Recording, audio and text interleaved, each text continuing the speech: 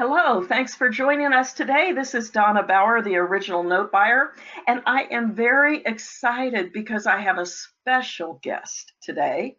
As you know, I have always told everyone that one of the first things you should do when you get involved with notes is to set up a self-directed IRA, because everything that I teach can be done in an IRA as long as it's self-directed.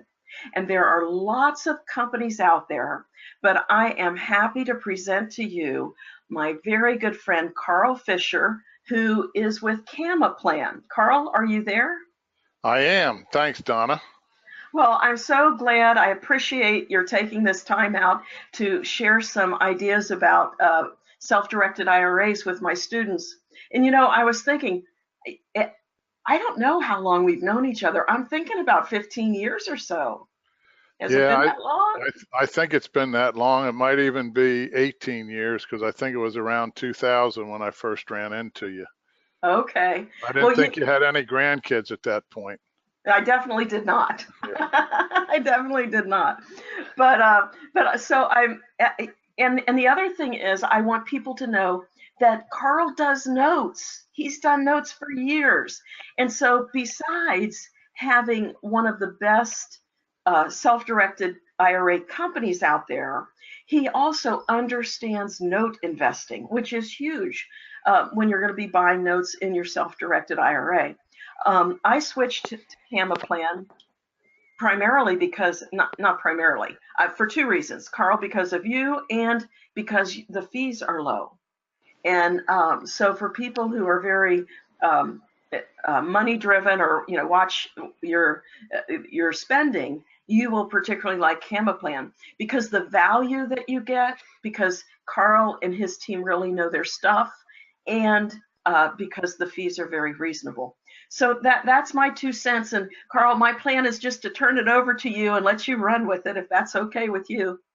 Sure, I appreciate that, Donna, and I appreciate you telling me that about the fees. And my sister and I run the company, and we're both investors, so we did set up our fees so that we thought it would be fair for investors, by investors. So let's get started here. Basically, I'm going to tell you this disclosure: CamaPlan doesn't provide investment advice, or it doesn't endorse any products. And all the information materials that I'm going to talk about today, I've pulled out of mostly IRS documentation, and it's for educational purposes. But I want all of your listeners to know to do their due diligence, and if they're not good at it, I encourage them to consult with their attorneys, accountants, or financial advisors before they invest in any investments from that aspect. So I just want to try to keep it in that vein. Always do your due diligence. So today we're going to talk about what I think is the best wealth building technique. Most of our clients find a 20% to 50% increase in their income or value of information for that within each year on what they make. And I'll tell you what it is, why you want it, and who can use it. But I'm going to tell you right now, many people say it sounds too good to be true. And when I first heard it, 25 years ago, I thought the same thing. I couldn't believe it. Very few individuals or professionals know about it. The very wealthy have been using this strategy for decades. Mitt Romney had to show his tax filings, and he had a self-directed IRA. They don't teach this in the universities, none of them that I'm aware of. And you're not going to hear any of this information from your professional advisor. But I'm going to tell you, I've been working with this since the early 1990s, and it was around since the late 70s. So I don't think that many people have a hard time believing that it's still doing that. How did I get into it, and who am I, and why is this? Well, I was born in New Jersey, but my parents moved to Lauderdale when I was very young, 2 years old. I went to school and grew up in Lauderdale. I went to Cornell University up in Ithaca, New York, graduated as a structural engineer, went down to Cape Canaveral Air Force Station, Kennedy Space Center, worked on launching the shuttle, the R&D, and then the operations of it. After the CamaPlan, I found out about, starting the IRA company in 2004.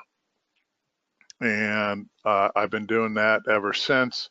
My mom and dad were in real estate and in notes. I started doing those basically. I started real estate in 1976, owning my own real estate. Worked with my mom and dad's and their mom and dad's prior to that. I got tired of paying taxes. I found out this guy was there. I've been married for 36 years to my wife, Vicki. I've got 4 boys and I've got 5 grandkids. Not quite as many as you do, Donna, but we're still working on it. Hey, I hear you on that. I had forgotten that we both have 4 boys. That's another thing we have in common. Yep, I didn't forget it. But yeah, so the other thing that is there is I do want to tell everybody that I am biased towards tax-free accounts, and I'm biased towards real estate and notes. I put real estate up there instead of notes because I always want to have my notes secured. I try not to do any unsecured notes, and you'll probably see some of my bias come out in my presentation. It doesn't mean that it's right for you, but it is right for me in many instances. And I agree wholeheartedly with you. Yeah, and a lot, half the country does, and then the other half always say defer, defer, defer. And you can talk about that, and you can use as, an IRA and defer it if you want, but I'm going to primarily talk about the power of tax-free investing today because we only have a couple of minutes. So the first thing I ask people is what's their largest expense in their life, and I hear car, I hear house, I hear kids, I hear ex-spouse, but in reality, when you add it all up, your biggest expense is taxes. So once you understand that, it's not so much you make it because they make all these different rules and all these different taxes hit you a little bit at a time, so you can't fight them all. So you take kind of the first one, and that's the Fed income tax, state income taxes in a lot of places. So it's not necessarily how much you make, but what you get to keep. And that's what I want to drive home to people that are watching this presentation. And this slide kind of does it. And for an example here, this was, one of the women came in and said, is this kind of how this is going to work? Because she was putting $16,000 in one of her son's Roth IRAs when he went to college, and wanted him to have money when he was going to retire. So she put in $16,000. She said, I'm going to make around 10% rate of return, and I'm assuming my son will be in a 30% tax bracket at this point. And all this stuff changes, right? Because Don, I've seen some of your notes where you make way better than 10% rate of return. Absolutely, it varies. Right. So the more rate of return, the bigger the difference this is going to be, and the higher the tax bracket, the bigger difference you'll see there. And obviously, the more money you put in, the more you'll see. But in this example, if you take an account that's taxable, which is in the blue on this slide, and you take an account that's tax-free, it's in the green. So if you go out 40 years for this college kid, and they made 10% for the 40 years, in the tax-free account, you'd have $1 million. And the one that was taxed every year, you'd have 300,000. So by filling out a form and using your Roth IRA or your health savings account or some other tax-free account, you can, in this case, triple your money, in the same period of time. That is huge, and I don't think most people get that. I'm so glad that you put this graph up to show people, because when you can see it, I think it really hits home. Yeah, well, any financial advisor can do this graph for you, okay? And some of them will say 10% rate of return is too much. They want you to do 7. I have other people that say, hey, I don't make less than 15. And you know what you make, Donna, on these notes. So all this stuff, you can make this chart for whatever you want. You can ask your financial advisor. You can ask us. We've got an Excel spreadsheet that'll help you do this. But go to your own advisors and, just check out what I say. I always say, do your due diligence. Do it on us too. And just have them look at this and see if they believe the numbers and if their own advisors will have them do this. So obviously, I want you to do the tax-free. Here's another way of looking at things. Everybody's buying groceries, housing, car payments, and gas. And Donna, when your 4 boys were at home, what your grocery bill was. And you know what it is today when you're by yourself, it's a lot less. So everybody has different numbers. But let's just say between groceries, housing, car payment, and gas, you need $1,560 per month, or $18,000 for the year to kind of live. And let's say you make $35,000 a year. That's your salary at a W-2 job. Out of that $35,000, because of taxes, you need $1,985 each month instead of $1,560.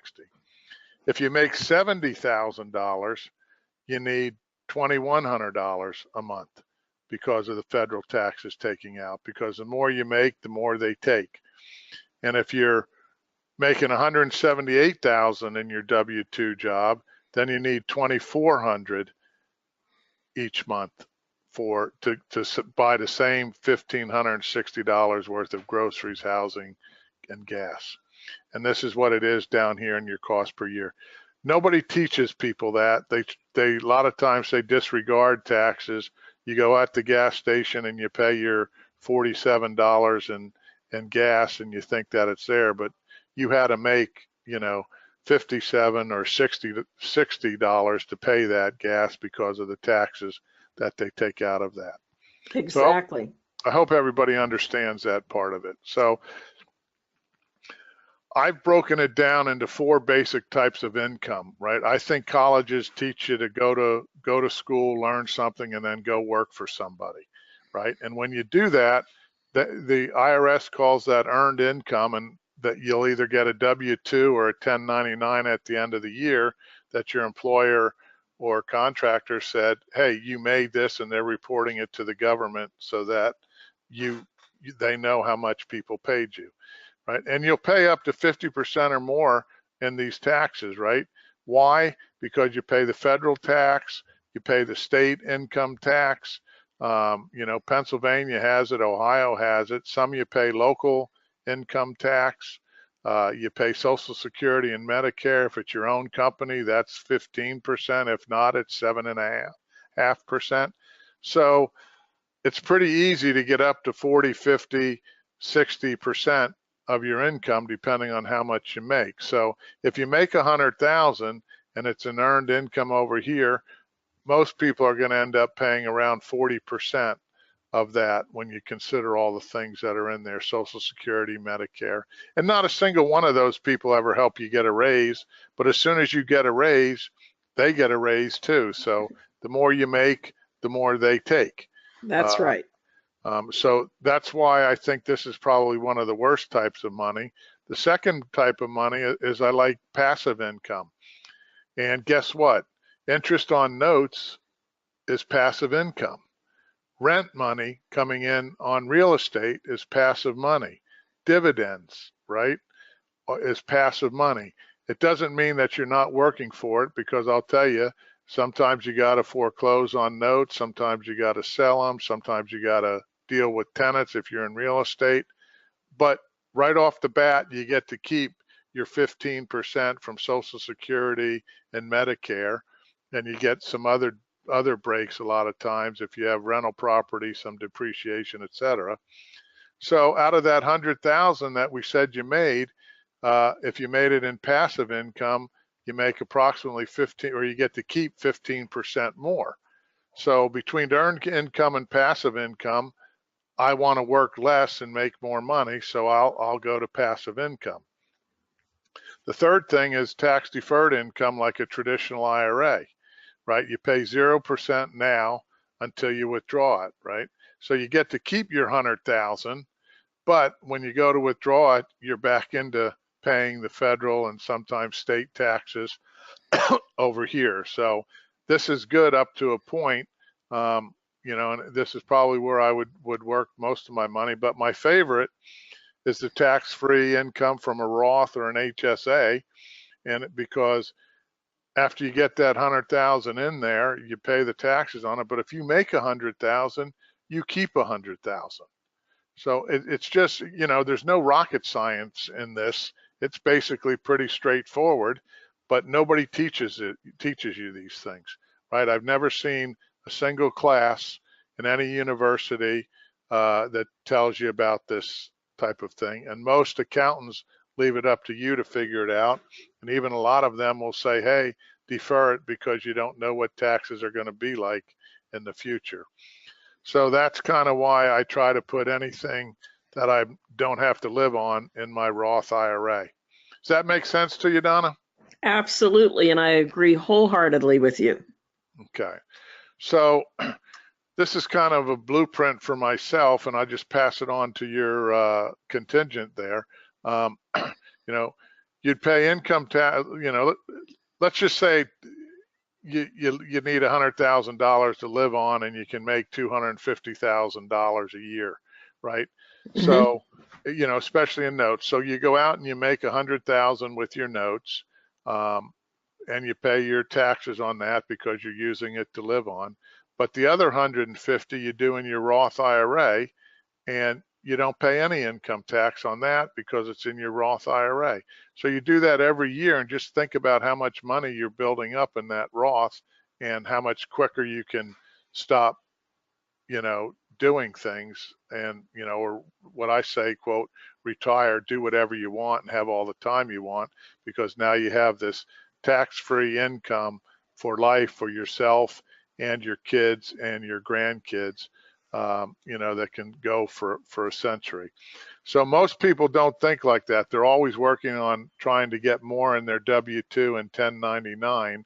Just forget about that. Get what you need, make what you need with what you're doing, pay your taxes on that, and then do everything else in a Roth IRA, if that makes sense. I totally agree. Good advice. All right. So here's the other thing that I want to kind of show is, it goes along with that graph where we are, and I hate to do this to people, but my engineering background makes me work on a lot of spreadsheets, so forgive me. This is great because it helps us to see. I think a lot of people really like the graphs, so I'm glad you did it. Go ahead. All right, so here's an initial investment of $100,000, right? And I'm just assuming we're in a 30% tax bracket, not 40 like I said before, but the 30% tax bracket. And let's just say we take a person, 40 years old, that's 20 years from retirement at 60. If they take that 100,000 and they put it in a 5% taxable income account, whatever they can do for that, they would end up with 198,000 after 20 years. That's not going to make much of a dent in your standard of living. If you put it in an IRA at 5%, you're going to have, $65,000, $67,000 more by putting it in an IRA. Still not there, but we don't want to work in this 5% range. That's not good enough for us, Don. I don't think you wouldn't do that. I agree. Absolutely. Right? Mm-hmm. Most people are happy and can find investments at 10%. If you did this for 20 years at 10%, that same 100,000 would be 386. If it was in an IRA, it'd be almost double that, right, at 672,000. It's getting better, but I don't want to do anything less than 15%. So I move it to 15% in 20 years. It's 736,000 or 1.6 million. So I want people to understand that you want to look for better returns, right? 15% or better, 10%. At least that's what I do at this point. And you're at 1.6. If you have 30 years to do this, you can see that 6 million is going to make a difference in your lifestyle, right? Even $1.6 million may make a difference a lot more than 265 or 198.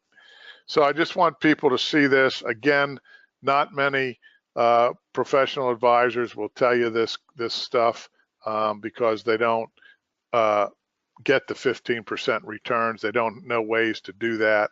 And if they do, they take a lot of it. And that's why the feds a couple years ago had to start telling people where they're making their money. So that's one of the reasons that we're here. And obviously we don't take any from it. Your investments are your investments. You find them and you invest in them, and it's completely transparent on our side. You know, if I could add one thing here, just so that my listeners can relate to this, we often start out with a 10% return if we're buying a discounted note, but we negotiate early payoffs. We look for notes that are going to pay off early, and when that happens, Carl, as you know, it's not unusual to get 50, 60, 70% rates of return for real. I mean, and this is not some pie in the sky thing. This is on a regular basis. And so even if that is the strategy that you're using, then it's okay to start out at a 10% return, but ultimately you're going to wind up with even way more than even 15%. Sure. And if you take one of your grandkids, you know, and they got 40 or 50 years and you put 100,000 in for them, look at what they're looking at. 26 to 108 or even 4 to $11 million, you know, if they've got, you know, 40 years in front of them. Exactly. So, you know, that's a nice gift to leave to someone. And, you know, you've worked with Dave Van Horn. He's another one that can kind of, you know, and his clients can go and tell you how, you know, what type of returns they're making as well.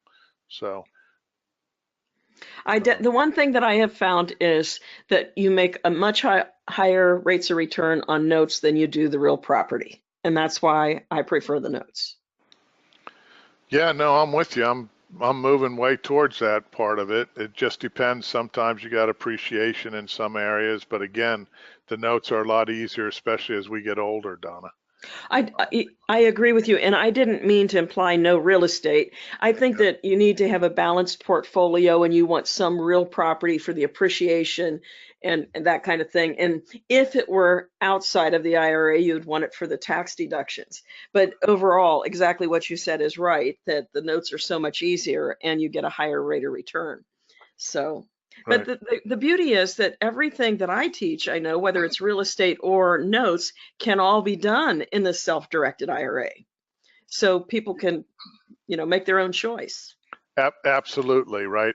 And the other thing that a lot of people don't understand is, well, how can I get my IRA up? You know, you can only put 5,500 or 6,500 in it a year.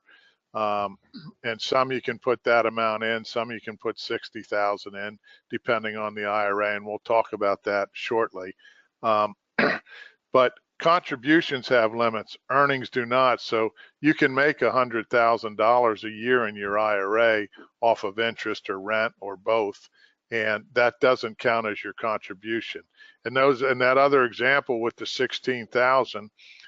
They put that in one time, and that's what the money is. This is 100,000 in this thing, and I'm not putting any more money in and for the rest of these years. That's just what that is. If you started putting in more contributions, you would, you know, increase this a lot.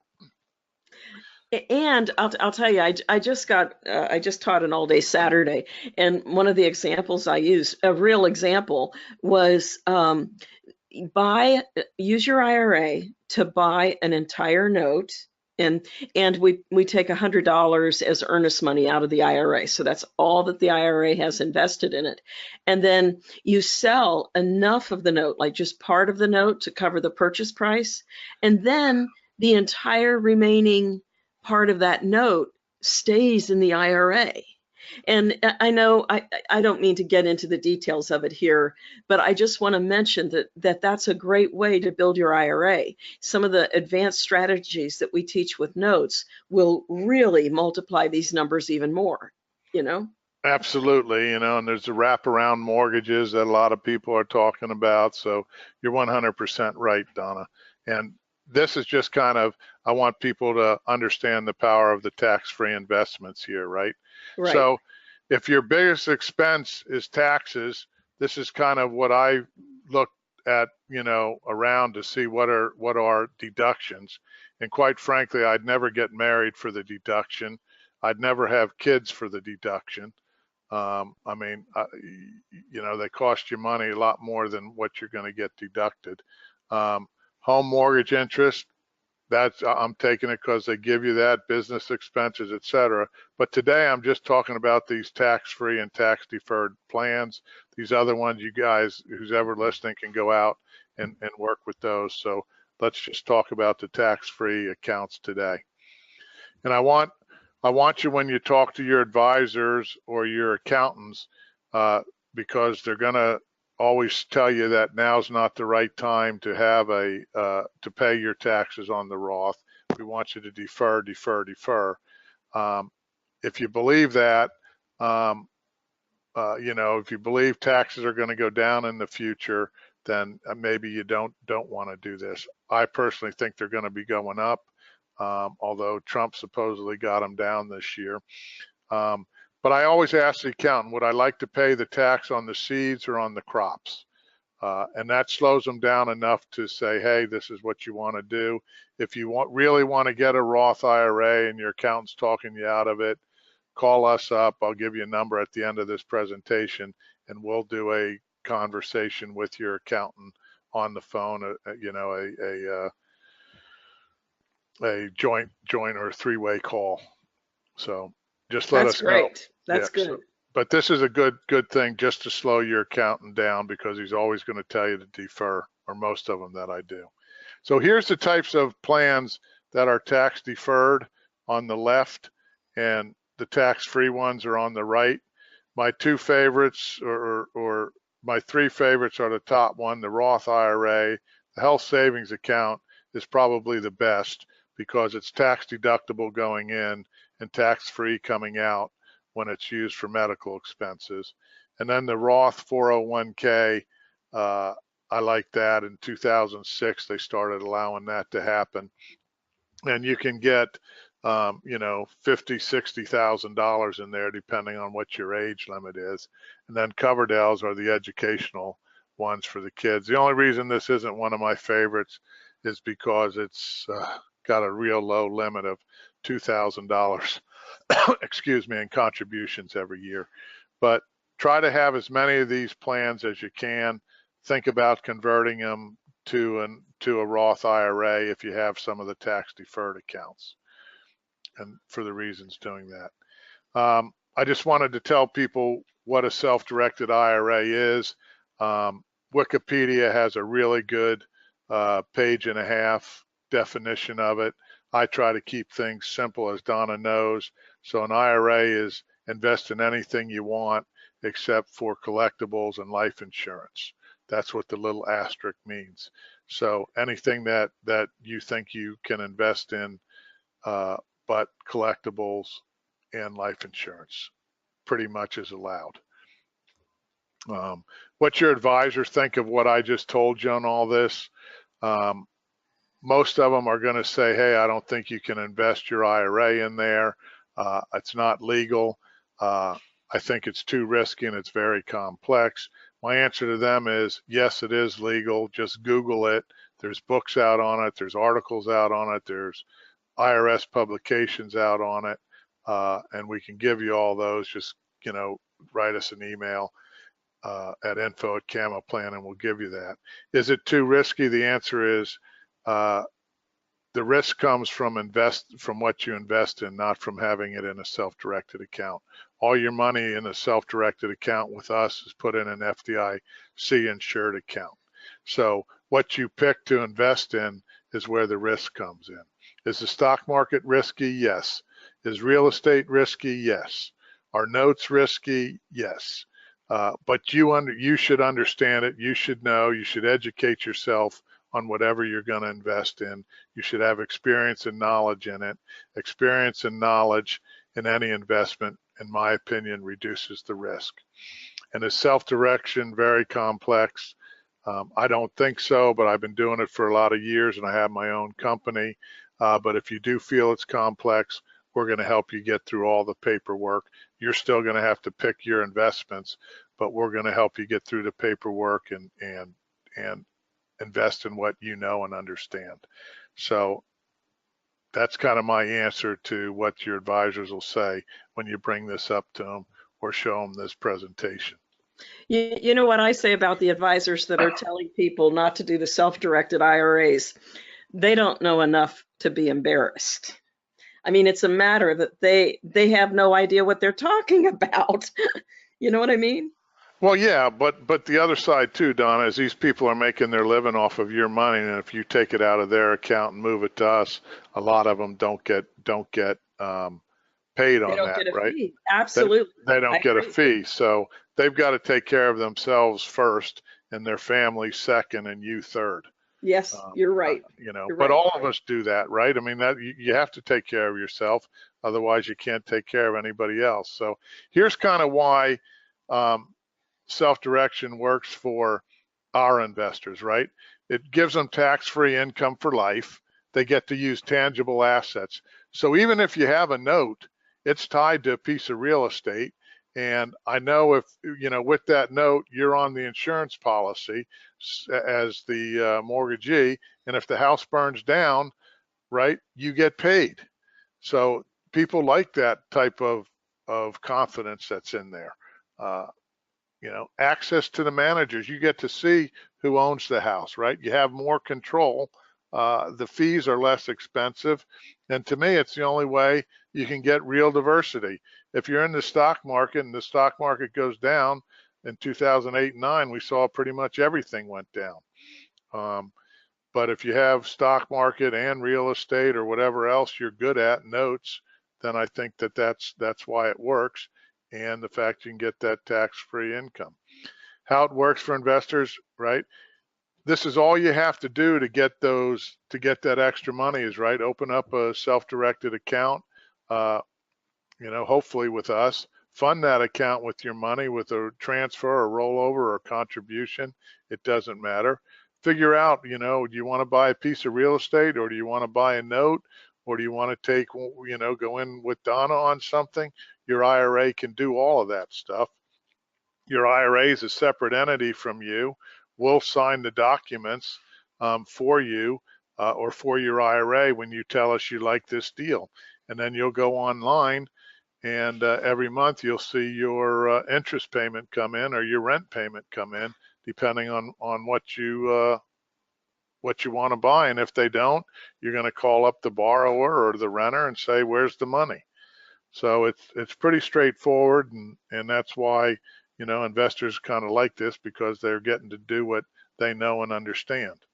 You know, So, if I could interrupt for just 1 second, Carl, sure. you mentioned something important there. A lot of people think that we're talking about taking the money out of the IRA, investing in something, and then putting it back in. And I get questions like, oh, don't you have 60 days to do that?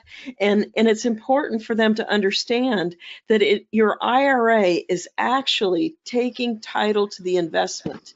You're not removing money from the IRA. It is your IRA that is the entity that owns the note. And that's a lot different than taking it out. No, that's a great point, Donna, and you're right. So many people mix that up. But just think about it. The money does go out, but so the money also goes out when you buy a stock or a fund, right? It goes to, you know, your cash goes out of your account and you get a stock back in, IBM, Apple, Facebook, whatever that is.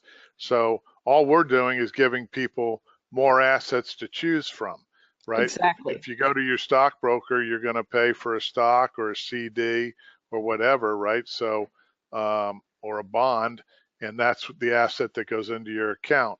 With a self-directed, you can do all those, but you can also buy the house next door, you know, a piece of raw land. It doesn't matter, precious metals. You can buy a first or a second note or a third note. You can make up a new note. You can buy into a business in town. You can buy into an investment club or llamas or goldfish or horses. So there's all kinds of things that you're doing. So that's a point well taken.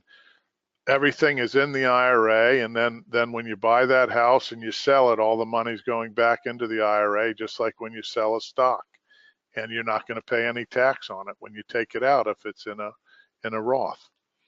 Absolutely. So the IRS requires everyone to use a third party to open up an IRA. You know, you can't open up your own IRA. You have to go to a bank or a company or somebody's authorized to do that, right? We're a neutral third party. We don't give any investment advice, and different from Schwab and Fidelity and all the rest of them is we don't have any products to sell.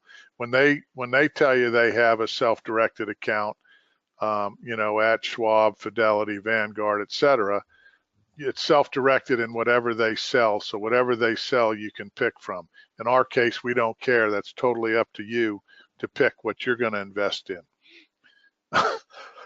And then we specialize in providing the IRS with the forms that all those guys do too, you know, such as the 5498s and the 1099s. So that's our job. We're basically bookkeepers so that individuals can have more control and pick their own investments and have a decision on their financial future using these tax-free and tax-deferred systems. So can you have a Roth account? People say, what is it? And basically there's two simple qualifications. One is you have to be alive, and the other one is you have to have earned income or have an existing IRA or an old 401k somewhere. So that's the only two things you need. The other argument I've been hearing a lot is, well, my accountant says I make too much money to have a Roth IRA. Well, that's not really true anymore. You may not be able to contribute to one, but you can convert to one because back in 2010, they dropped one of the rules that said, hey, anybody that makes over $100,000 can't convert. So now it's very easy to convert another IRA into a Roth IRA. So don't fall for that. If somebody tells you you make too much to have a Roth, again, get us on the phone. We'll be glad to help any of your listeners out there, Donna. Great. So let me just kind of go over why I think this is important. Isn't that a picture of your grandkid? It's not mine, but I sure love it. Yeah. He's a cutie pie. Yeah, he's going to be successful, I think, right? I think so. Right. So once you have the Roth IRA, to summarize here, you basically eliminated the tax rate because you've already paid your tax on the money going in. So everything else you make, you get to take out tax-free. Who cares where the tax rate goes in the future, right? You're in control because you're making the decisions on what you're going to invest in, when you're going to buy it, when you're going to sell it. You're not tied to things like 1031s where you have time limits on it. You have a lot more options available, right? A lot more diversity. We just talked about everything that most people don't even believe that you can do in it. And this will go tax-free to your kids or your grandkids and their grandkids if you set it up properly. So start this right now. I haven't seen one person that has a Roth that wishes they didn't. I've never heard that yet. The other one that I didn't talk about is when you make contributions to a Roth IRA, you can take them out at any time. Okay, so you don't have to be 59 and a half. They don't have to be in there for 5 years, but they are a nice account to put money in because if you ever get sued, your Roth won't be attacked by any creditors. So it works as a great savings account if you need it, and everything accrues tax-free. It outlives you for over 100 years, and you don't have to take money out of it. People say, well, why doesn't the IRS make you take money out like the other ones? Well, the main reason I think is because they're not getting any taxes. You've already paid the taxes, so they don't care, right? And if it goes to your kids or grandkids, they don't have to pay any taxes on it either. and you can contribute after you're 70 and a half. So I feel like I'm still in good shape here, and I'll be kicking around at 70 and a half. So if I still want to work and make money, I can still put more money into my Roth IRA, where the tax deferred plans, you can't put money in there. I know I'm running over a little on time today, Donna, so let me. You're fine. You're fine. Absolutely. Okay. Keep on going. All right. Well, let me just kind of cut on this, because we're going to do another webinar, and we'll talk about a lot more things at that point in time. But if people need a question, let them come down, and call us up, etc. Call me or email me and my staff at info, and if they can't answer the question, they'll come get me. Call our phone numbers here. One's toll free and the other's direct into the office, or both are direct in there. Or schedule a free phone consultation with us and your advisors or accountants. We don't care. We love that. We want you to bring them in. We want them to understand what you're doing. We don't want anybody to have anxiety. And enjoy yourself at this network, and ask questions. It would be my parting words to people. Do you have any questions on this, Donna, that I should have answered? I think you were great. I really appreciate everything that you said. The one thing is, you were just now talking that I thought of. I always tell my students that they should get their IRA set up right away, their self-directed Roth IRA, because I think they need to have it in place so that when they do find a deal, that it's all ready to go and they don't have to wait to get it set up, especially if they're transferring funds from another IRA into their self-directed IRA. Do you have any comment on how that works with your company? Yeah, Donna, that's a great question. And we've had people lose deals because they couldn't get their money here fast enough. I think we're the only company out there that doesn't charge you a fee until you've actually done a deal. So we want people to get their money here. We want them to have at least enough money to get into the deal, open up their account. We don't charge an annual fee like all of our competitors do when your account is opened. But so just bring your money over. There'll be no fee.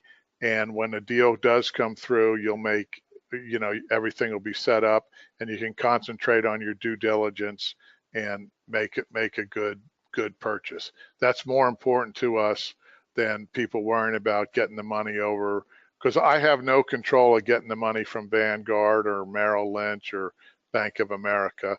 We have to send a transfer over to them, and they take their time. I've even seen them call up clients and say, hey, we'll give you 3 free trades, if you stay with us. And I believe it. Meanwhile, they lose a deal that they're going to make 15-30% on. And one of the things, as if you tell somebody, hey, I have the money and I can close quickly, a lot of times you'll get a discount just from being able to do that. So absolutely. That's for sure. Carl, I've seen some of them where they're transferring from one IRA to another. I've seen them take as long as 6 weeks. That's unbelievable. Yep. No, that's exactly it. And, and everybody thinks it's our, a lot of times they'll think it's our fault. And I'll just say, hey, we call them up and they say they don't trust your signature. They're still trying to get a hold of the client. And, so I find that it's better if a client, we send them an email that said, hey, we requested the transfer, see if you can push it along on your side of it. And so that's basically, I agree with you 100%. Get the thing set up. Don't worry about the little bit of money, especially if the money's in a CD. People say, oh no, it's in the market and it's making 8 or 10%. And I said, yeah, until it's not, or until it's losing 8 or 10%. So I can't read the market. I'm not very good at the stock market at all. Like I said, my family and grandparents were in real estate, and myself and my sons are in it. So, we're down to at least 4 generations in real estate and notes. So that's where my money's going. I'm absolutely with you 100%. So, well, Carl, thank you very much for taking time out of your busy schedule to be with us. I know everybody was thrilled to hear what you had to say. And I just want to encourage you, if you do not have a self-directed IRA set up, please reach out to Carl at info@camaplan.com and they will help you to get it set up. And I would also mention, if you're set up with someone else and you're not happy with the service, by all means, reach out to Carl as well, because I promise you, you will not be disappointed in the service that you get. They're very, very investor friendly, especially when it comes to real estate and notes. They will help you. They make it easy. Carl, you don't have a lot of the red tape that some of the companies have. And I will tell you that when one of my students come and they want to invest in one of my notes and they tell me that their IRA is with you, I just smile real big because I know that I'm going to be able to get that closed in no time at all. And that can make or break the deal. Like you said before, a lot of times you're offered that higher rate of return because you can act quickly. But if you don't have your IRA funds in a company like CamaPlan that appreciates that the necessity of acting quickly, then you could lose the deal. So I encourage you to get a hold of Carl or his staff at camaplan.com. I know you won't be disappointed.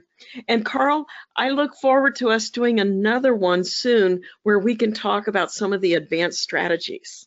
Okay? Yep, no, that would be great, and we'll talk a little bit more on you know how people are using theirs today and what you can do with a little bit of money and things like that. So Donna, I appreciate all those great words about our company.